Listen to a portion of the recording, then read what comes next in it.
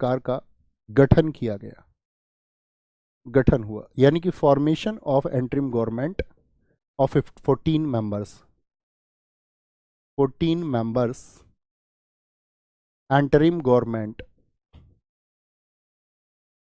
Were formed. अब ये 14 जो सदस्य थे, इसको याद रख लेना, इसमें क्या आएगा आपका 14 सदस्यीय अंतरिम सरकार का जो गठन हुआ, इसमें इंपॉर्टेंट बात आती है।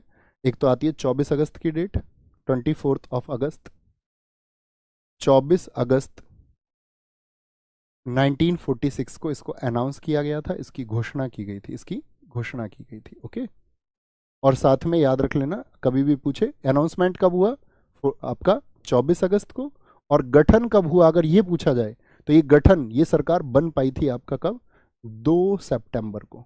दोनों प्रश्न अलग अलग होंगे। फॉर्मेशन पूछेगा तो आपका 2 सितंबर, और अगर अनाउंसमेंट पूछेगा, अनाउंसमेंट आपसे पूछेगा 24 अगस्त को।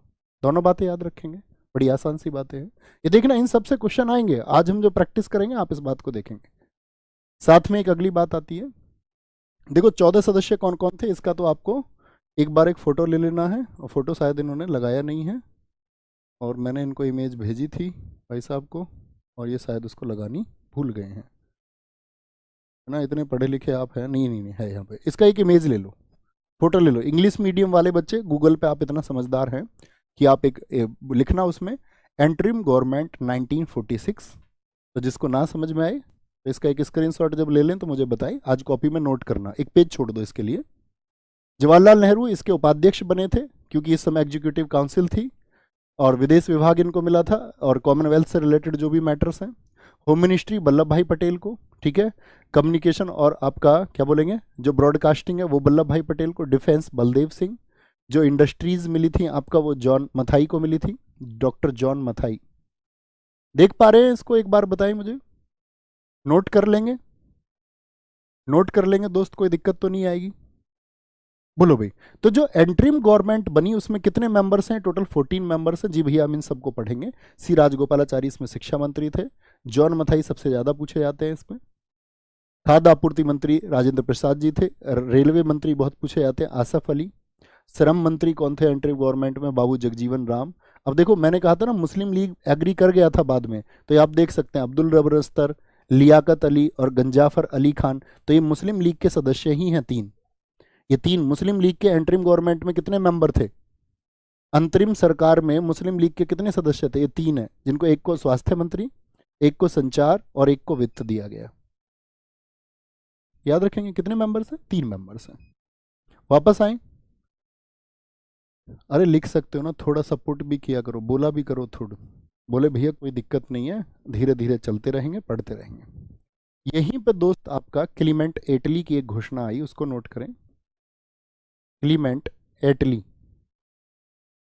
जब उसने देखा भारत में इतने दंगे हो गए और स्थितियां जो हैं भारत में बहुत खराब हैं, हर जगह दंगे हैं, पूरे देश में फैले, तो उसने 20 फरवरी 1947 को अनाउंस किया। क्या उसने बोल दिया, 30 जून 1948 को भारत को आज़ाद कर देंगे, 30 जून 1948 को स्वतंत्र कर देंगे। लेकिन क्या इससे पहले ही स्वतंत्र हम हो गए थे, और इतनी जल्दबाजी क्या हुई थी, जिस जल्दबाजी में देश को बांटा गया, ये आप हिस्ट्री में पढ़ेंगे, मैं ही आपको पढ़ाऊंगा कि ऐसी क्या जल्दबाजी उस समय पे आपका सभी लीडर्स को हुई कि 10 महीने पहले, बोलते हैं इसको, 10 महीने पहले ही कर लिया गया, और जिसकी वजह से बहुत सारी दिक्कतें देश में हुई।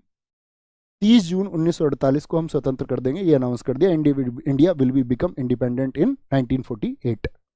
ये क्लीमेंट एटली का अनाउंसमेंट था। तो पहले भारत को 15 अगस्त 1947 को आज़ाद करने की बात की गई थी क्या? कैबिनेट मिशन में स्वतंत्रता कब देने की बात की गई थी? तो कभी भी 15 अगस्त 1947 आएगा तो आप उसको करेक्ट तो नहीं मानेंगे, आप कहेंगे नहीं भैया।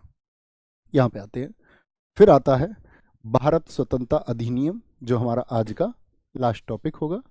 भारतीय स्वतंत्रता अधिनियम 1947। बच्चों सारी चीजें क्रिस्टल क्लियर है ना, बड़े शांति से पढ़ रहे होगे? यस और नो, बस यस नो बताते रहो, वही ऊर्जा मुझ तक आपकी पहुंचती रहेगी। 1947। ठीक है, देखो यहां पर क्या था कि जब क्लीमेंट इटली ने घोषणा की थी 20 फरवरी को कि भाई कब आज़ाद कर देंगे, 30 जून 1948 को, तो इस समय तक कौन था आपका वेवेल था भारत में वायसराय।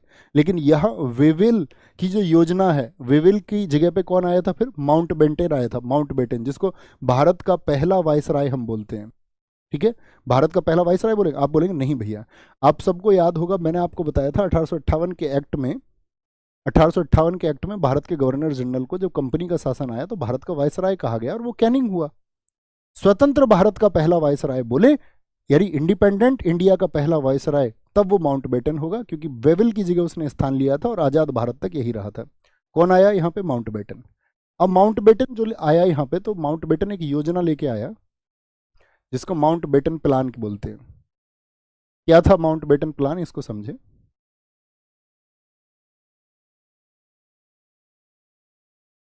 माउंट बेटन प्लान कब आया था, माउंट बेटन प्लान बता सकते हैं क्या।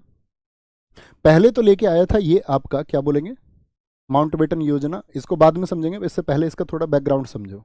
ये लेके आया एक डिक्की बर्ड, जिसको हम डिक्की बर्ड भी बोलते हैं, डिक्की बर्ड प्लान। और डिक्की बर्ड प्लान क्या था, ये दरअसल में दो लोगों ने तैयार किया था, ब्रिटिश दो अधिकारी थे, एक था एबिल और एक इस्मॉय, एबिल और इस्मॉय। और इस डिक्की बर्ड प्लान में इन्होंने क्या कहा, डिक्की बर्ड प्लान में ये कहते हैं कि जो है ना, जितने भी इंडिया में प्रांत हैं इस समय पे, रियासतें हैं, उन सबको हम, सभी प्रांतों को हम क्या कर देते हैं, इंडिपेंडेंट छोड़ देते हैं। नेहरू जी से मिल रहे हैं, ये बात किससे कर रहे हैं, इसको नेहरू जी से कर रहे हैं। ये बोल रहे हैं कि भाई सभी प्रांतों को हम क्या कर देते हैं, फ्रीडम दे देते हैं, यानी जितने भी प्रोविंसेस हैं, यानी फ्रीडम टू ऑल प्रोविंसेस, यानी कि स्वतंत्रता का क्या मतलब है कि वे स्वयं निर्णय कर लें। सभी प्रांत का मतलब क्या है कि उनको किसके साथ होना है, वे स्वयं निर्णय कर लें, क्योंकि देश में दंगे फैल रहे थे। ठीक है, वे स्वयं निर्णय कर लें, उनका जो खुद का डिसीजन हो कि या तो वो भारत की तरफ जाएंगे या पाकिस्तान की तरफ जाएंगे। तो इससे क्या बोलेंगे आप, ये एक सही प्लान था या नहीं। तो जब नेहरू जी से एबिल और इस्माई की मुलाकात हुई तो नेहरू जी ने क्या बोल दिया, इसको रिजेक्ट कर दिया। ये मुलाकात हुई थी शिमला में, याद रख लेना। पूछा जाता है नेहरू जी ने कहां पर डिक्की बर्ड प्लान को अस्वीकृत कर दिया था, तो शिमला में क्या बोलेंगे, शिमला में नेहरू जी ने इसको बोल दिया, रिजेक्ट कर दिया। नेहरू जी ने बोला नहीं, ये काम नहीं करेगा, क्योंकि इससे तो क्या होगा, देश के बहुत सारे टुकड़े हो जाएंगे और अलग अलग अलग अलग सभी बोलेंगे कि भैया हम स्वतंत्र रहेंगे, कोई किसी का अधीन क्यों होना चाहेगा। तो गांधी जी बोलो सॉरी, नेहरू जी ने इसको कहा था, नेहरू जी ने डिक्की बर्ड प्लान को क्या कह दिया था, नेहरू जी ने, याद रखना, नेहरू जी ने इसे बाल्कन प्लान की संज्ञा दी थी, क्योंकि बाल्कन आइलैंड में ये हो चुका था 6 देशों के साथ में।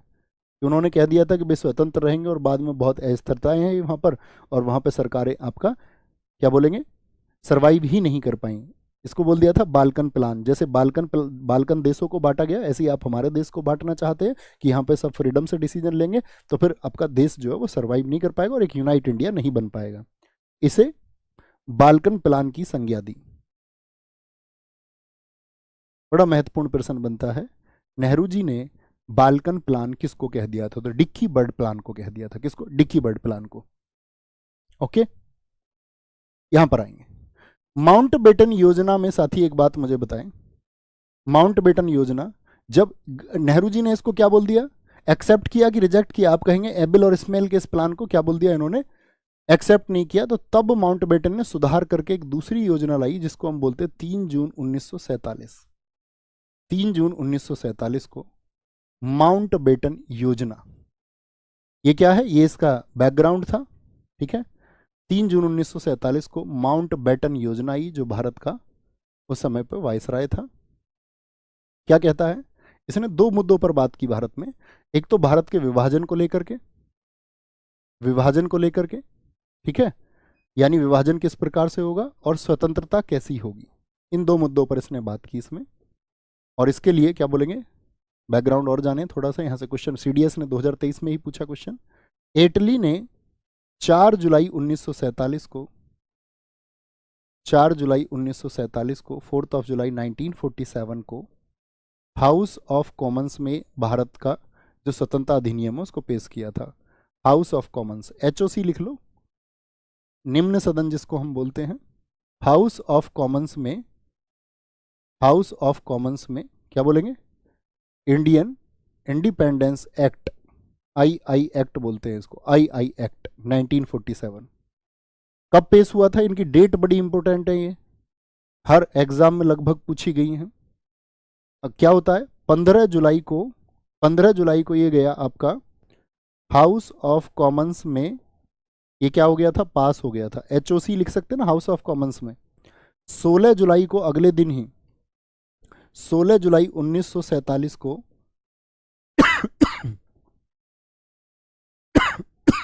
सॉरी, यहां पर एक बात लिखेंगे। पहली बात तो मैं आप सबको साथी बहुत सारी शुभकामनाएं बीच कक्षा में इसलिए देना चाहूंगा कि अभी अभी आपका परिवार 14 मिलियन का हो चुका है, रोजगार विदंकित परिवार, ठीक है, जिसकी वापस आते हैं।